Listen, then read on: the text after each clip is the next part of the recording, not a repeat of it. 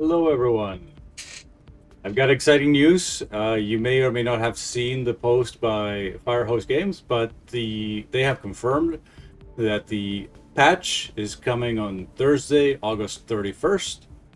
They haven't released the time, but I'm hoping that because they release all of these posts in the morning, that they're going to basically post it as early morning, um, Pacific time. So, what's in the patch? Well, they haven't said everything that's in the patch, but I think they've covered some of the bigger things. So I'm just going to run through the things that they've talked about. And the first one and the most extensive one really has to do with the research course. So they have completely reworked, well, maybe not completely, but they have significantly reworked the way that the research course work. So first of all, the most important change is that they have cut down the requirement for research cores by about half, maybe a bit less than half. As in, now it takes less than half of what it does now. Um, they estimate that right now, or prior to the patch, you needed 16 to 17,000 cores total to complete everything. And they say that they have cut that down by slightly more than half. So, um, the next change is that they have eliminated the ceiling height for the towers. They will now continue to build up as long as there is room for them. So, what you can do is you can go up there and clear the ceiling, and you can continue to just build a single tower if you want. They have also eliminated this sort of mushroom shape that they get to. They are now simply just going to build straight up. So keep that in mind because now they're not going to flatten there. That means you can, if you want, build them closer together. You could have like a set of towers building, taking up an entire cavern, or you could just go up to the top and clear the ceiling and just continuously do that and give it plenty of room to grow. Okay, so they also got rid of that red X that you see right there, or I suppose the X is actually white with a red background, but anyways, whatever. So that's gone. Partially that's because they're just never full now. You can just build them forever, as long as you have cores. And then the other reason is they just didn't like it. So the other change that goes along with that is, okay, I don't know if I have any in here. I guess not. But you, the core composer here, it will no longer take more than 10 cores. So like with base, it would actually store up to 500 cores previously. It looks like right now in this particular game, I don't have any stacked up actually. But anyways, yeah, so that's no longer going to happen. So once the reason is to eliminate basically the soaking up a whole bunch of cores because now they can build forever. There's no indicator that they are going to be full, and so now they just want to get filled with cores, and while you're not noticing that there's no more room for the tower. They have also improved the performance of the core, so as far as the computer performance is concerned. And I think everyone had the suspicion that it was actually all of this movement that was going on, but it turns out that the cores themselves all make noise, and that there was a problem with the way that the audio engine worked, where audio in general just wasn't getting queued and prioritized properly, and that was causing a performance hit in general because there's so many cores. That was a major issue with the core composer. So in general now, performance is not going to dip when you stand next to a core because they have fixed the way that the audio works. That's also going to apply to places where there are lots and lots of machines all next to each other making noise. That should no longer have an impact on performance. There's also a toggle in the options now for this motion that you see here for the course. And that's because for some people this was actually causing a motion sickness trigger. And so now that you can just turn that off in the options menu if it's bothering you, which is a nice quality of life change. Let's see what else is in this list. Oh yes, this is a very important. So one very nice thing that they've said is that the core change will be compatible with your saves, but there's a caveat that you do have to basically tear everything down. Like all the cores need to be removed from the core composer, and then they have to be re-added. Um, I expect that that's because that'll reset your research basically. Because if you got your research here, it's got all of the current what you call it, the requirements.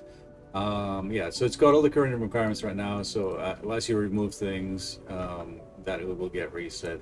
Hopefully, you will magically have access to a bunch of free cores that you didn't have before. Okay, so the other thing, of course, is the game metrics. They are displayed in the lower left as I'm showing here.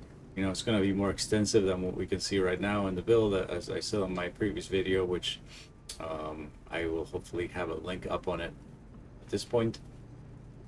And they have mentioned, they did have a little note about the fact that the way that it looks right now, the UI is a constraint of the current UI design, and that it will probably be reworked at some point. That we should consider the current UI in general just to be a work in progress, but of course to just give them feedback on their Discord as usual if you want to. Let's see. They also mentioned that the threshers. Do I have one on me? Oh yeah, actually I do have one on me. That the clearance for the threshers has been changed. So previously, like you see right now, if I try to get this right next to something, you can't put it down there. And in fact, you can only put it down 2 tiles away from everything. So they have changed that. So now it can be, you can put down a thresher 1 tile away from other things, which will hopefully make it slightly easier to put them down in cramped environments. So yeah, that's probably a very nice change that I will play with later. There is now, of course, the digging down on the mole and the whole way that the mole has been changed, which is very welcome news. There is also now an indicator for when you save the games, because right now you save a game over here, and then you come back here. Sometimes the game might still actually be saving. There's going to be an indicator in the UI that the game is currently saving, and so that you don't accidentally quit out of the game while the game is saving. Like plenty of other games have this, and they're basically just getting around to adding that right now. There is also Azerty support for those of you that are using that keyboard layout. I presume that's mostly anyone in Europe. But so yeah, if you use Azerty, then yeah, the support for that is going to be here. The one thing that they note is that they don't really have adequate resources to test Azerty right now, and that if you are using Azerty and you use that keyboard layout by turning it on, I presume in the options, to please send them feedback on their Discord. And anti-aliasing has been added to the game. I think that is more of a taste thing. Some people really like anti-aliasing. Some people, it doesn't really matter. So yeah, I plan to play with it and see how it looks. I presume everything will just look a little bit softer, and maybe it'll clean up some textures that look funny. But yeah, you can see that pipe, for example, is jagged. Anyways, there is going to be additional volume sliders. So right now, if you go to settings and audio, so these are the current ones, and I guess they have added ones for UI, sound effects, and other things, so you can individually turn off a lot more things than you could before. They have also fixed some of the old quests and added some new quests. So hopefully, if you are stuck on some quests, um, they have fixed that. So let me see. So for me, I think one of the big ones was, oh, I don't even have it on the save. Is the monorail. The monorail quest was impossible to finish. It will now be you'll now be able to finish that quest. They've added new quests for the rail riding and for the hover pack to teach you how to use those properly.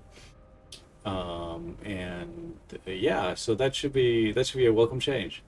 They also said there's more things that they're not talking about right now, but that they will put out some extensive patch notes, possibly before the patch goes live, maybe right when the patch goes live. If they put out the patch notes, well, either way, I plan on at least taking a look at it, and if it looks interesting, I will probably make a short video on it. Anyways, though, that's what they put out right now. I am excited that this is finally coming. I am slightly, I don't know, concerned, I suppose is the right word. That I think it's basically going to butt up right with the Starfield release. I don't know if you guys are playing Starfield or not. It's going to be a huge game. It sounds like it's, all the indication right now is that it's going to be a good game. Who knows, though? I'm always very skeptical. This could be another No Man's Sky releases. Who knows? But yeah, I plan on checking it out. But I also really want to check out that patch when it hits because it should be really interesting. Well, that is it for today. Thanks for watching, and I will catch you on the next one.